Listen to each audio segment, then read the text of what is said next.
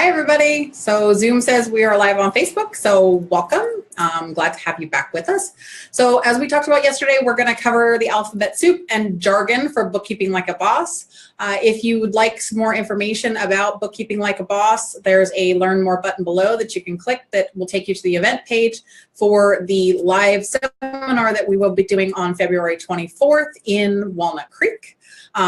But throughout the next week or so, I'm also going to be covering all of the different jargony terms, all of the acronyms, all of the stuff. So we're going to try and teach you as much as I can in these Facebook Lives, but we also try and keep them about 15 minutes so that we're not eating into your day. So if you notice, we're still together. You started talking really fast as soon as you realized how little time you were going to have to tell everybody all this stuff. You know that, right? I do that anyway. It's kind of like a chipmunk with coffee, and I haven't had caffeine today. By the way, I get to try and figure out all of the stuff and that I normally do. Share stuff, and so yeah, I'm gonna be over here for a minute. So we're still together, but we changed offices. So this is my office space when I come to visit Jen. So she is kind enough to allow me to use office space in her office when I come to visit, so that I have a place to hang my shingle, as they say. So today we're going to talk about EA. And I asked a question when I posted that we were going live in 2 hours. I said, hey, does anybody know what an EA stands for? And I got a couple of responses. This sarcastic one over here said executive assistant. Never me. Always her. Asked executive assistant? No, that's not what we're talking about today. That's what I always think of when somebody says an EA, though. So I got to tell you, even though I know that that's not what she means, that's the first thing that comes to my brain. Yeah, exactly. So, and then our friend Ginger also chimed in with elite accountant. And she said, like a ninja. Like a ninja. No, that's not it either. And I will tell you that if you put in EA into Google, because I always try and get what the actual definition of these things are, because I know what they are. I have my own definition that I use when I talk to people, but I want to give you what the official definition is. So if you type EA into Google, it will come up with electronic arts. And no, we are not talking about Madden football, okay? But I love Madden football. Not today. So not EA Sports, not electronic arts, not elite accountant, not executive assistant. EA. That's not true. Technically, it does mean all of those things, but that's not what I'm talking about. Not today, anyway. That's not what it means. So today we're going to be talking about enrolled agent. So an EA is an enrolled agent. And I will tell you that the place that I found the definition for the enrolled agent is on the IRS website. So an enrolled agent per the IRS, let me read you the definition because it gave me a little bit of a giggle today. So, per the IRS, the enrolled agent has earned the privilege of representing taxpayers before the IRS by either passing a 3-part comprehensive IRS test covering individual and business tax returns, or through experience as a former IRS employee. I don't know about earned the privilege. That was the phrase that caused me a bit of a giggle today. I love IRS. I love you. I just want you to know that. You just made my day, my entire day. It is the highest credential that the IRS awards, that the IRS allows. So as you can tell from that definition and the fact that I found the definition on the IRS website, the EA, the enrolled agent, is primarily concerned with tax. They're primarily concerned with tax returns, and they are primarily, and that's all they really concentrate on. So they do individual tax returns, they do business tax returns. They are trained to work on your taxes. So typically when I hear somebody say, oh, I've got a tax guy or a girl or whatever, a lot of the times, unless they know for sure that they're a certified public accountant, and we will cover that tomorrow, CPA, because I'm sure, because I'm covering enrolled agent today. So tomorrow is CPA. Are you like working your way down from like the top to the bottom, or are you jumping around, or are I'm kind of picking and choosing what goes together. So for today, for the last 2 days, accountant, EA, and CPA, they all sort of go together. It's what we all think of when we talk about accountants. Okay. The and then you're going to tax cover, people. and then you're going to cover the people that some people think of as accountants, like CFPs and CMAs, or Exactly. Okay. Exactly. So especially right now during this time of year, it is February. So we are coming up fast on tax time for those of us that work with numbers and with taxes. I don't personally do taxes, but I am involved in the process. So for those of you who work with numbers and or taxes, it's been tax time since December.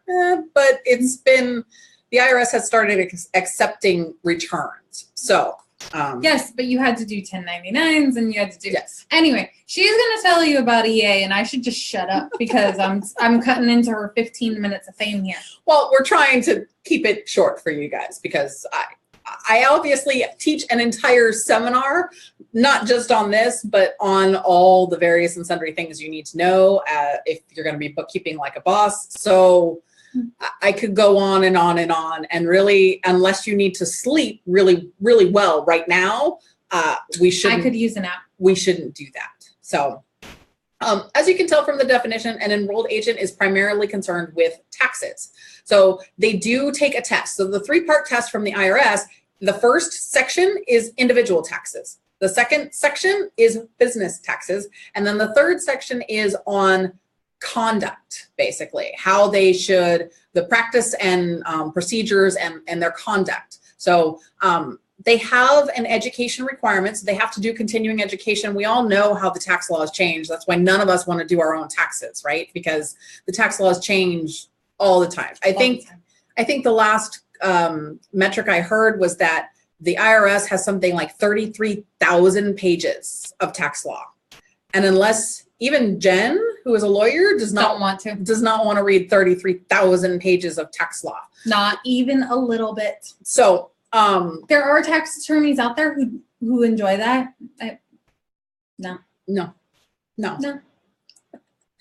So the main difference for an enrolled agent, number one, they tend to be, for the individual and businesses for that matter, they tend to be a little lower priced than your typical CPA. So if you're looking for a deal on getting your taxes done, you should probably find yourself an EA, an enrolled agent. They don't have quite the continuing education requirements that a CPA does. And like I said, they're primarily focused on tax, where a CPA is primarily focused on just all of the bits and pieces of accountancy or accounting. So we'll cover that a little bit more tomorrow. But if you look at things like salary requirements, that kind of a thing, an EA typically earns about $20,000 a year less than a CPA. So again, it's sort of like an entry level. It's accounting light, if you will. So I think that's about it for today. I talked really short for you did for the time period. That was like 8 minutes. So I need to stop talking so fast, I guess.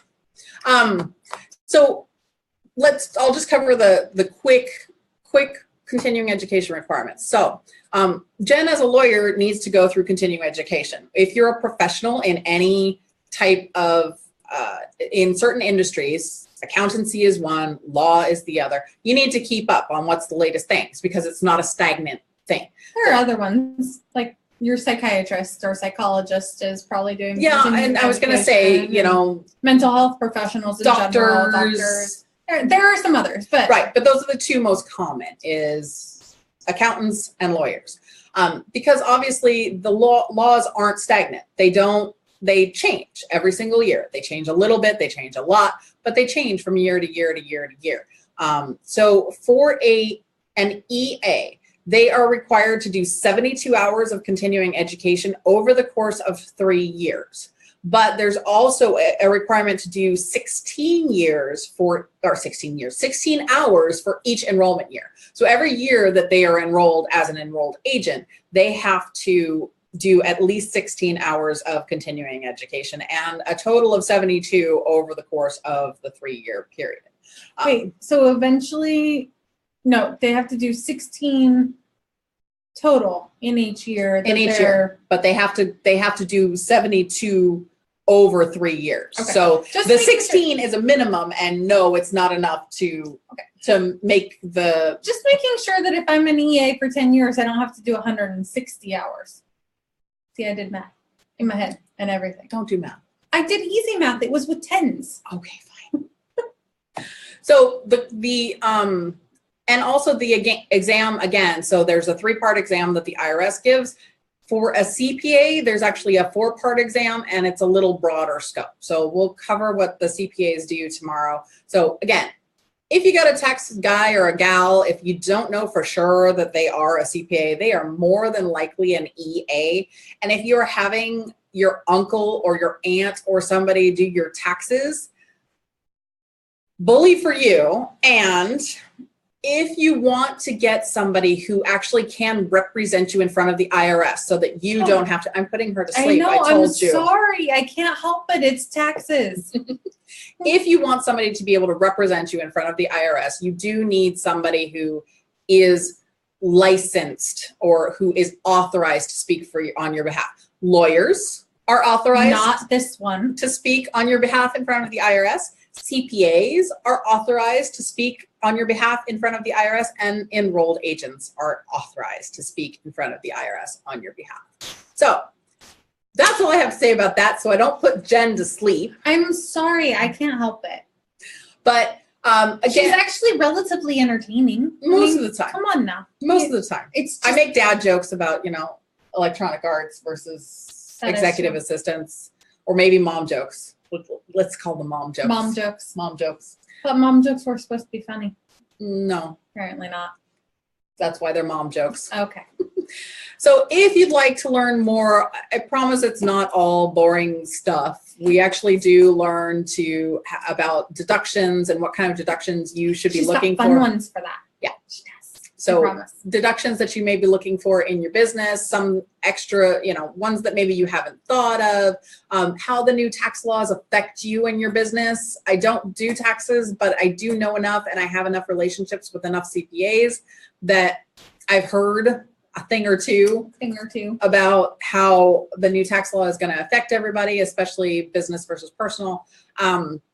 We cover things like business entities. I had some questions today about being an LLC versus being a corporation. So if that's a question that you've been wondering about, well, hey, can I just start doing business? Well, yes, you can. But maybe here's some things you can think about when you're just going into business. And I have some interesting stories about clients that I've had and their trials and tribulations with business entities. So I try to make my point through storytelling rather than just, she's actually giving you a bunch of facts. She's actually really entertaining. It's just my nap time. That's all, I swear. She's got her heater on too, so she's a little warm and cozy. It's all cozy and it's all serene back there. I know. We're sitting in front of the window because I cannot work in an office without a window. I don't know about you people, but I have to see outside. Anyways, it is now time for us to I can tell them stuff now? Can I tell them stuff? You can tell them stuff. You've been talking a lot. I know. Okay. It's weird. I know. So I'm having withdrawals here from not getting to talk enough, in case you guys couldn't tell. Exactly. So our very next thing that we're doing is with this one, doing all of the talking. I will come up and I'll talk for a short little bit, but mostly I'm just going to sit in the back of the room and be available to get you chocolate or refill your, goodie bag or get you a new workbook or something like that. So our next event is Bookkeeping Like a Boss. And that is where Heather is going to break all of this stuff down into easy to manage pieces so that you can figure out how to do your books yourself in your business, or how to ask the right people the right questions if you're turning your books over to somebody else. Yep. So that is going to be on February the 24th in Walnut Creek. We are finalizing our event space right now. We've got contracts circulating. We're just trying to get it down to the very best stuff that we can get for you guys. That's where I come in, negotiating contracts. Exactly. So Unfortunately, when you get a lawyer involved, they take a little bit longer to get their way through the pipeline. But that is going to be February 24th in Walnut Creek. We will post the link in the comments here if you guys want to go. And we are offering you as a very special surprise for watching all of this, a discount code. Scroll to the end and you can get the discount code. Yeah. So discount code is Savvy VIP. It's SAVVY VIP. And that brings it down to $97, which, as Heather informed me yesterday, is less than 50%. Less than 50%. The original cost. So if you guys want to come, remember we feed you. There will be coffee, there will be tea, there will be water, there will be lunch, there will be chocolate, there will be goodie bags, all sorts of stuff. So come out, come and see us. And yeah, I think that's it for today. Okay. We'll see you again tomorrow. As I already promised, we're going to talk about CPAs tomorrow. So I'll give you the compare and contrast between what an EA does and a CPA does tomorrow. If you have any questions about any of the things I've said so far, if you want to know more about business entities, if you want to know more about deductions, if you want to know about any of the other things I covered, let me know, because I will absolutely switch gears and talk about whatever you'd like during these Facebook Lives. So, and then are we going to do the super secret special awesome scavenger hunt thing for them for the end of the week? We will. Okay. So if you watch all week long, there will be a scavenger hunt that we will tell you in the last day, and it will include an extra super ridiculous discount code for you. So you want to stay tuned. Stay tuned. Follow along. Figure it out. All right, guys. Thanks again for joining us. I hope I didn't put too many of you to sleep. We will see you again tomorrow at the same time, I think. I believe so. We have to look at our calendars again. I'm pretty sure that we have something at 5, but not at 4:30. So. Awesome. Cool. All right. See you tomorrow. See you tomorrow. Thanks. Bye. Bye. You got to take your mouse all the way back. Mm-hmm.